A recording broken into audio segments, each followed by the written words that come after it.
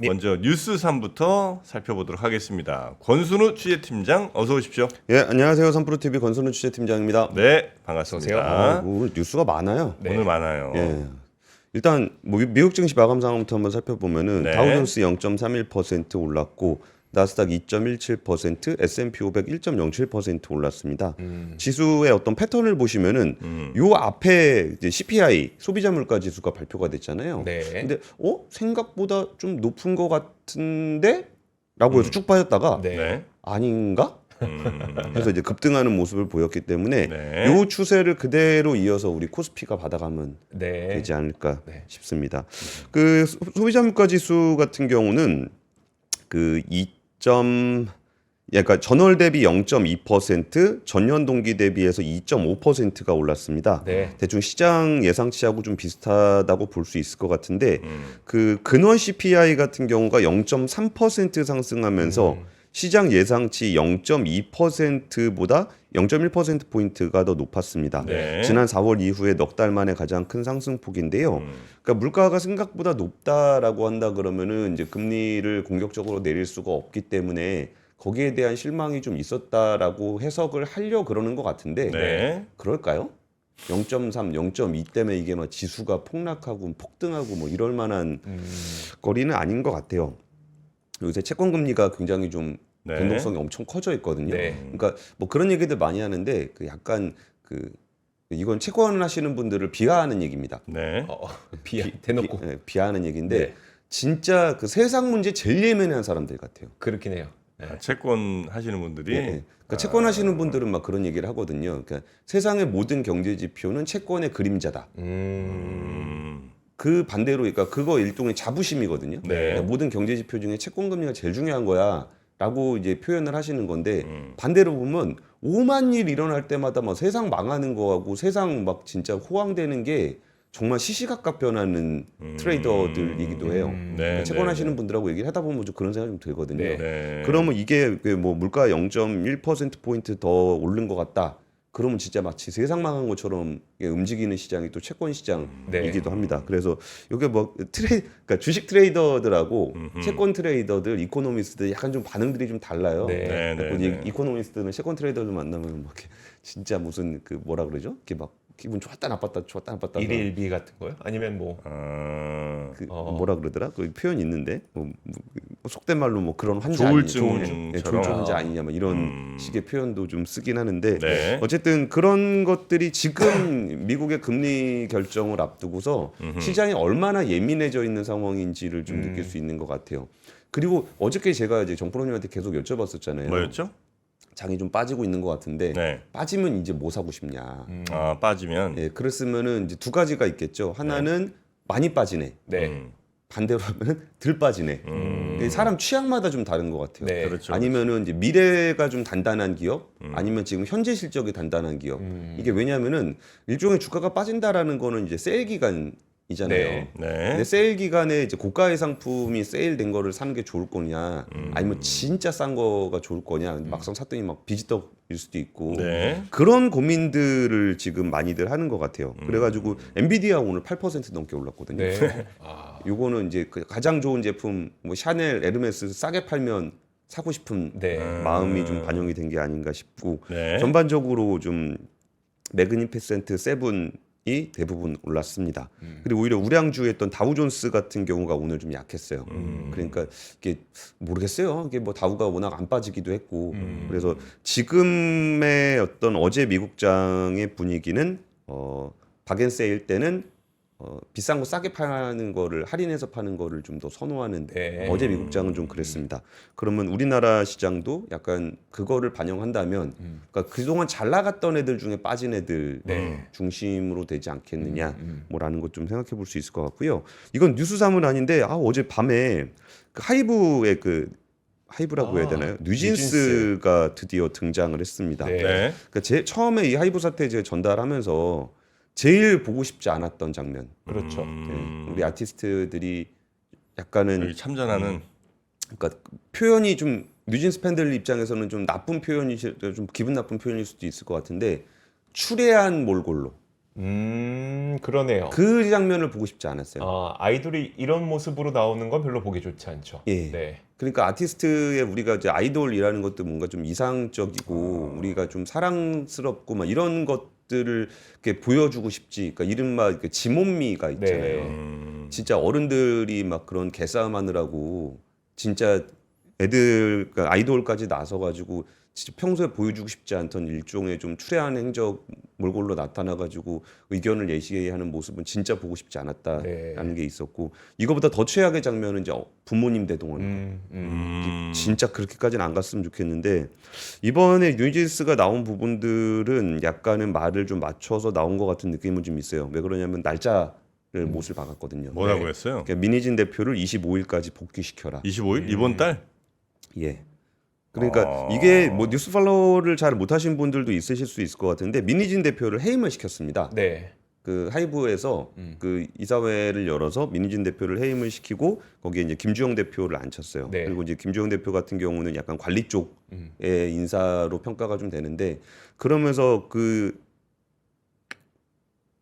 좀 몇 가지 사건이 있었습니다. 뭐 돌고래 뭐 유괴단의 어떤 뮤직비디오하고 뭐 저작권 문제 같은 것도 좀 있었고 네네. 그러니까 저작권이 있는 영상들을 뭐 무단으로 사용했다 뭐 이런 것들인데 뭐 그 민희진 대표 쪽은 작품 활동의 일환이고 뭐 선의로 했던 거고 수익도 없는데 뭐 이런 식의 갈등들이 좀 있었습니다. 네. 그러다 보니까 그러면서 이제 프로듀서직은 그냥 유지를 시킨다 뭐 이런 정도를 하고 있는데 민희진 대표 쪽은 뭐 2달짜리 단기 계약의 경영과 프로듀싱을 분리한 것들을 받아들일 수 없다 뭐 이런 갈등이 있는 와중이었습니다. 네. 근데 사실 뉴진스가 지금 활동을 안 하고 있는 기간도 아니고 활동을 하고 있는 기간인데 좀 자잘못을 따지기에는 지금 시간이 좀 많이 없어서 네. 굉장히 어제 안타까운 장면이었다라는 네. 소식 정도 전해드리고요. 예, 첫 번째 뉴스는 그 미국 대선 뉴스를 안 할 수가 없겠죠. 예. 확실히 자리가 사람을 만드는 것 같아요. 자리요? 예, 해리스 부통령이 부통령 때는 되게 좀 매갈이 없어 보였거든요. 네. 근데 존재감 별로 없었죠. 네, 대선 후보가 되니까 확실히 다르네요. 음. 그러니까 이전에 뭐 바이든 대통령 밑에 있는 그냥 이름 알려지지 않은 어떤 여자 정치인 네. 정도로 인식이 있었고 그러다 보니까 해리스 부통령 되면은 그냥 트럼프 대통령 무조건 된다 그랬잖아요. 맞아요. 와, 근데 자리 딱 꿰차고 나니까 저는 어제 그 사진 여러 가지 사진들 중에 두 개의 사진을 꼽아봤는데요. 네. 그때 어제 대선 토론을 내가 잘 보여주는 것 같아요. 여전히 트럼프 대통령은 막 화를 내고 있었고 네. 해리스 부통령은 아이고 그러셨어요. 아이고 그래요. 잘나셨어요. 그러면서 거짓말 좀 그만하시고요. 네. 뭐 그러면 약간 좀 노련함이 오히려 좀 느껴졌었던. 그러니까 오히려 트럼프 후보가 되게 억지 부리는 노인네. 네. 그 약간 노망난 할아버지가 막 억지 부릴 때 있잖아요. 그러면은 거기서 아이고 그러셨어요. 뭐 그러면서 했던 오히려 해리스 부통 후보가 훨씬 더 젊고 강해 보이는 이미지를 네. 가져간 것 같아요. 근데 사실 이게 19살 차이니까 나이 차이 많이 나고 근데 그렇다고 해서 뭐 해리스 후보가 젊은 후보는 아니죠. 아니죠? 네. 환갑인데. 네. 그래서 근데 상대적으로 이런 모습들이 좀 나타났었던 것 같습니다. 저는 좀 인상적이었던 부분이 그 보편 관세 정책이 있잖아요. 네. 이게 관세라는 정책이 굉장히 그 자국 우선으로 했을 때 사람들한테 굉장히 호감을 주는 정책입니다. 네. 관세는 역사적으로 그랬어요. 뭐 지역에 있는 산업 경제를 보호하고 그리고 뭔가 우리 쪽에 뭔가 침범하는 애들에 대한 방어 같은 느낌이 있어서 네. 내부 사람들을 되게 지켜주는 듯한 이미지가 있어요. 그래가지고 이제 중세 때 중상주의라든지 이런 것들도 네. 그런 부분들이 정치적으로나 일반 사람들한테 소구하기가 되게 좋거든요. 근데 결과적으로 관세를 매기게 되면은 이제 그게 소비자들이 부담을 해야 되는 게 네. 경제학적으로 입증이 된 얘기이기 때문에 네. 관세에 대해서 굉장히 조심스럽게 접근하는 측면이 있는데 이 관세를 그냥 감성적으로 접근하게 될 때는 굉장히 자극적입니다. 근데 이 부분들을 어제 그 해리스 후보가 어떻게 준비를 했냐면은 네. 이게 굉장히 저는 인상적이었습니다. 판매세라는 프레임으로 적용을 했어요. 트럼프 판매세다. 네. 트럼프 판매세를 적용을 해가지고 여러분이 물건을 사실 때 세금을 매기려고 한다. 트럼프 후보가. 네. 그러니까 이런 식으로 프레임을 전환을 시켰습니다.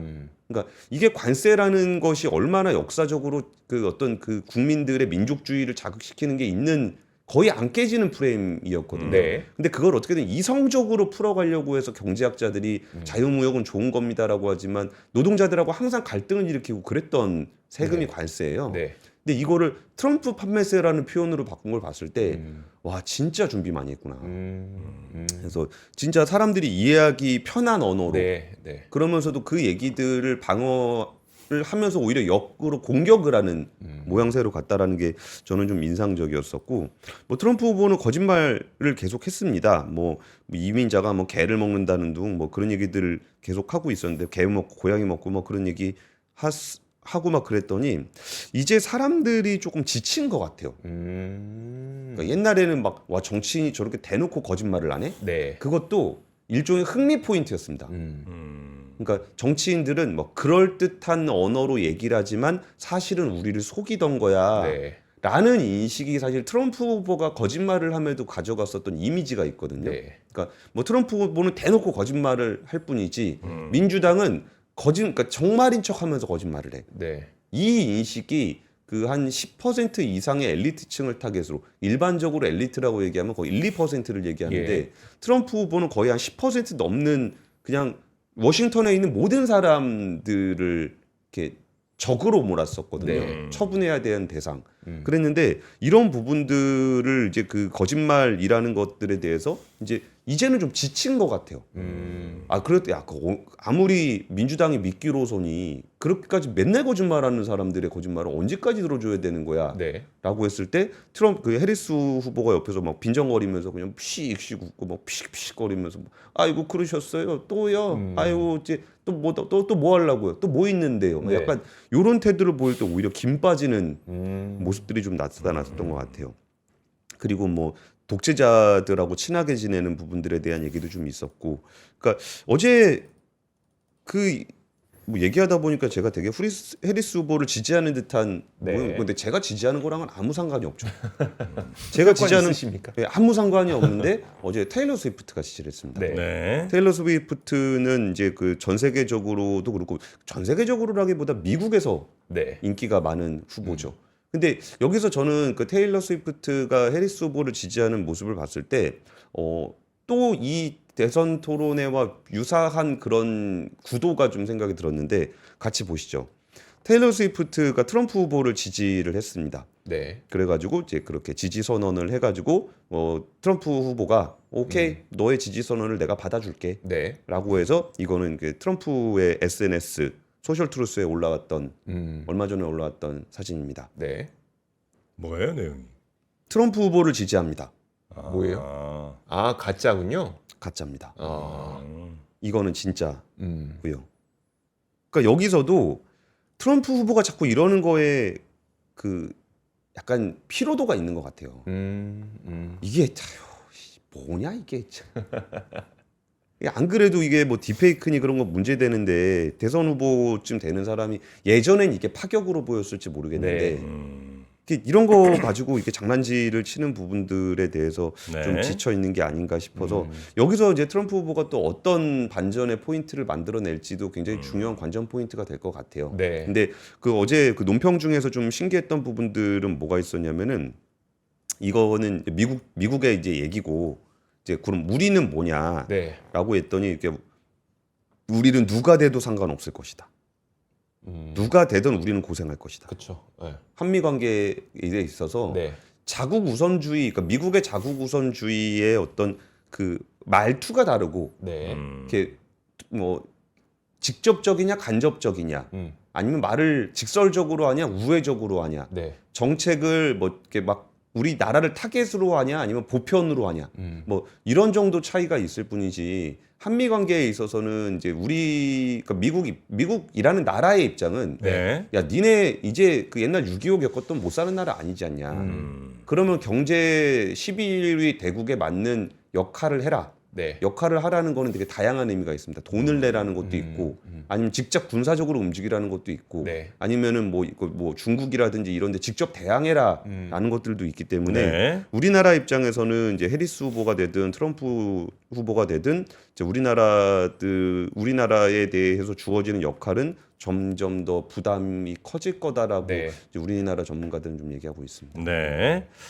자, 하여튼 트럼프와 해리스 아직 한 2달 정도가 남았으니까 그 뒤로 또 어떻게 변수들이 생기는지는 한번 지켜보도록 하고요. 예. 두 번째 뉴스로 넘어가겠습니다. 두 번째 뉴스는 이것도 어저께 잘라 그러는데 엄청 시끄러웠었습니다. 로이터에서 보도를 했는데요. 네. 그 삼성전자가 그 일부 사업부의 해외 직원을 30% 정도 감원을 하겠다라는 네. 뉴스가 좀 전해졌습니다.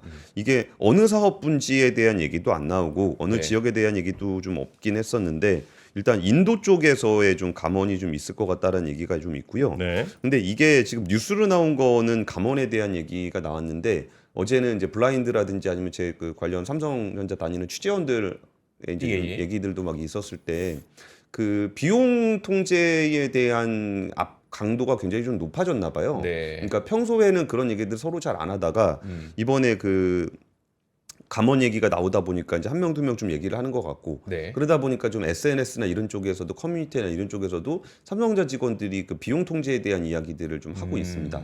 근데 비용 통제에 대한 얘기가 뭐 그런 것들이 있었어요. 뭐 예를 들면은 야근 네. 관련해서 예전에 뭐 야근한다고 뭐라 그런 적은 없었다. 네. 근데 야근하는 사람들에 대해서 너 야근 왜 하냐?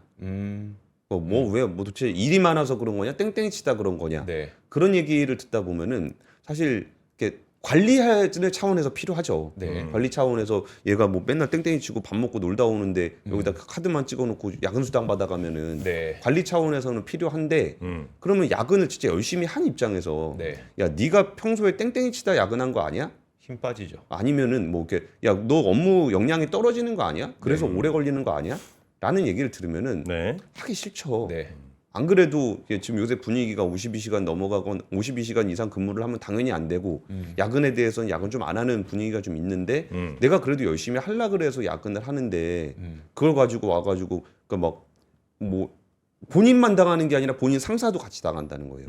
이거는 커뮤니티 글 누가 보내줘서 받아서 봤는데 네 관리 똑바로 못하고 직원들 관리 똑바로 못하고 있는 거 아니야? 그래서 자꾸 야근한다. 뭐 직원들이. 니네 직원들이 자꾸 야근해서 수당 신청하는데 네. 너 지금 관리 잘못하고 있는 거 아니야? 그러면은 본인이 당하는 것도 되게 열받는데 네. 내 상사를 통해서 그렇게 받으면은 내가 나중에 불이익을 받는 거 아닌가? 그렇죠. 네. 이런 얘기들이 좀 나왔었습니다. 그래서 이게 관리의 삼성이라는 얘기는 좀 많이 있었지만 그 또 엔지니어를 또 갈아 넣어서 네. 지금의 삼성이 있는 거기도 하거든요. 네. 그러니까 엔지니어를 갈아 넣는다는 거는 트라이 앤 에러가 워낙 많은 업종이기 예. 때문에 정답이 있는 업종이 아닙니다. 그러니까 네. 해보고 하다가 점점 그 노하우가 쌓여가는 그런 업이 파운드리라든지 메모리라든지 이런 데인데 네. 그런 삼성의 모습들에서 좀 균열이 굉장히 좀 생각보다 깊게 나타나고 있는 게 아닌가라는 게 이런 사건을 토대로 좀 표출이 되고 있는 것 같아요.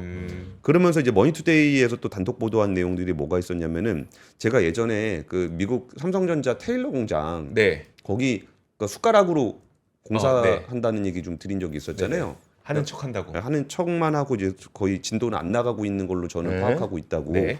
근데 오늘 머니투데이에서 나왔던 얘기는 그 숟가락 하던 사람들 한국으로 복귀시켰다. 뭐 숟가락 그 뭐 해서 뭐 하냐. 어차피 진도도 안 나가는 거. 네. 뭐 그런 얘기가 좀 보도가 나왔습니다. 그래서 일단 멈춤을 한 상황이다라는 건데 여기에 가장 큰 포인트는 뭐가 있냐면 그러니까 테일러 공장이 뭐 늦게 가는 거나 좀 거기서 사람을 철수시킨 것보다 더 근본적인 문제가 있어요.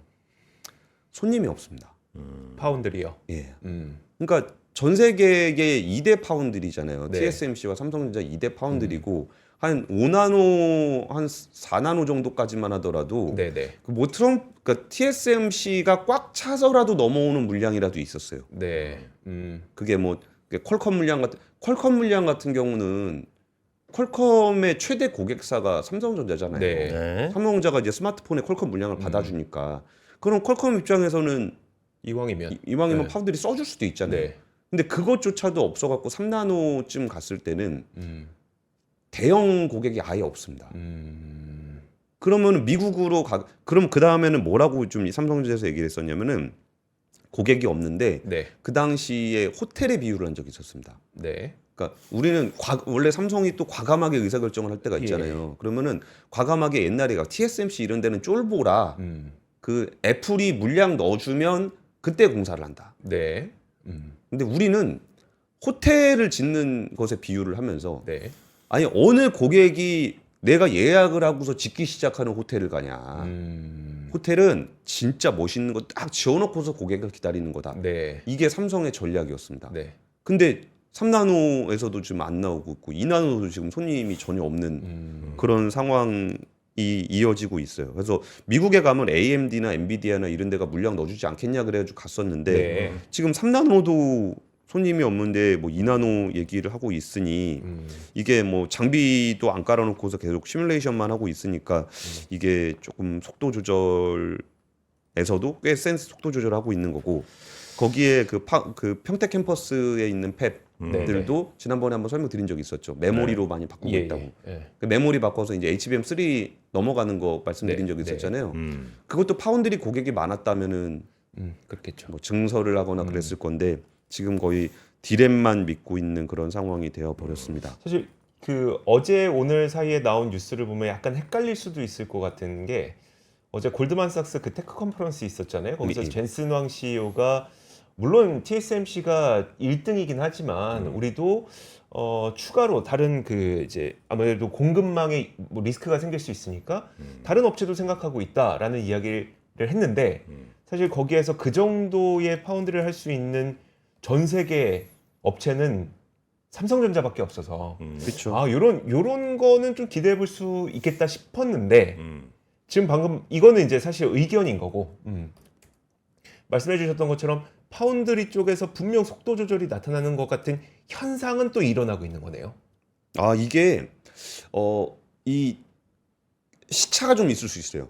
시차요? 예, 예. 그러니까 시차를 예를 들어 파운드리 2나노다. 네. 그러면은 TSMC에다가 이제 엔비디아가 TSMC 물량 일부 줄여갖고 넘기는 시점하고 네. 2나노 파운드리를 짓고 만드는 시점은 더 뒤일 수도 있거든요. 예. 그러니까 네. 몇 가지 아. 변수가 있는데 예를 들어서 젠슨 왕의 발언은 네. 뭐 주면 좋지만 네. 굉장히 정무적인 색깔이 강합니다. 그러니까 TSMC에만 의존할 수밖에 없는 상황이 이어지는 거를 네. 엔비디아는 바라지 않아요. 그렇죠. 그런데 그러려면은 뭐 이런 얘기까지 해야 되나 싶은데 젠슨 왕이 삼성전자에 안 맡기고 싶겠습니까? 아, 그렇죠. 젠슨 왕은 맡기고 싶죠. 네. 젠슨 왕 맡기고 싶죠. 입장에서는 TSMC만 하면 비싸잖아요. 네. 안 나오는 거죠. 자신이 없는 거예요. 삼성전자 파운드리에 맡겼을 때. 네. 그러니까 오히려 젠슨 왕이 예전에 SK 하이닉스 말고 삼성전자 거 받고 싶다고 댓글 보면 안 되는데 순간적으로 봤네요. 정치평론가 극우순우. 네. 그래서 그런 부분들에 대해서 약간 그러니까 삼성전자한테 길이 없는 게 아니고 선택지가 없는 게 기회가 없는 게 아니고요. 네. TSMC가 엔비디아 같은 경우도 HBM이 됐던 파운드리가 됐던 그 멀티벤더로 가고 싶어 해요. 네.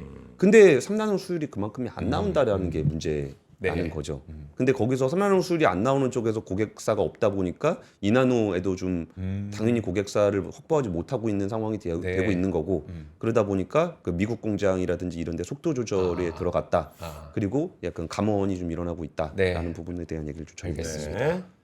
자, 그리고 세 번째 뉴스도 얼른 가볼까요? 예, 세 번째 뉴스는 어제 BMW 주가가 11%가 빠졌는데 폭스바겐이 굉장히 좀 힘든 상황이라는 뉴스는 지난번에 전해드렸을 겁니다. 네. BMW는 독일 3사 중에 제일 양호한 회사입니다. 네. 한국에서도 BMW가 수입차 기준으로 압도적으로 1등입니다. 네. 벤츠가 완전히 밀렸어요. 근데 그럼에도 불구하고 올해 영업이익률 전망치를 한 10% 최대 10%까지 보고 있다가 영업이익률을 예. 근데 그거를 7%로 낮추기로 했습니다. 마진율이죠. 많이 낮췄네.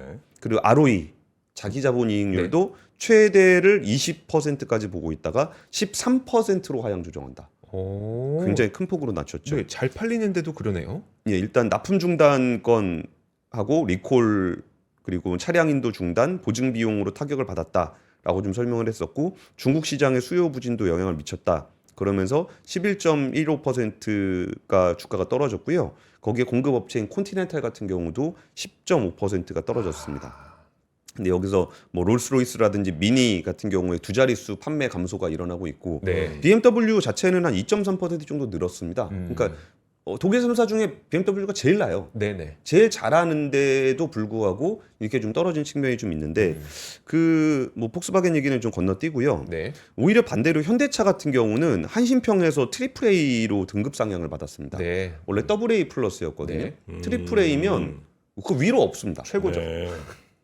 위로 없는 상황에서 등급도 안정적이고 이 전에 이제 국제 3사 뭐 무디스, 스탠다드, S&P, 뭐 피치 여기도 신용 등급 A로 다 올려줬거든요. 네. 근데 이거를 제가 뭘 말씀드리고 싶은 거냐면은 자동차 산업이라고 해서 다 같이 갔다 다 같이 내려오고 그런 게 아닌 상황이 된 게 지금 되게 중요한 변곡점입니다.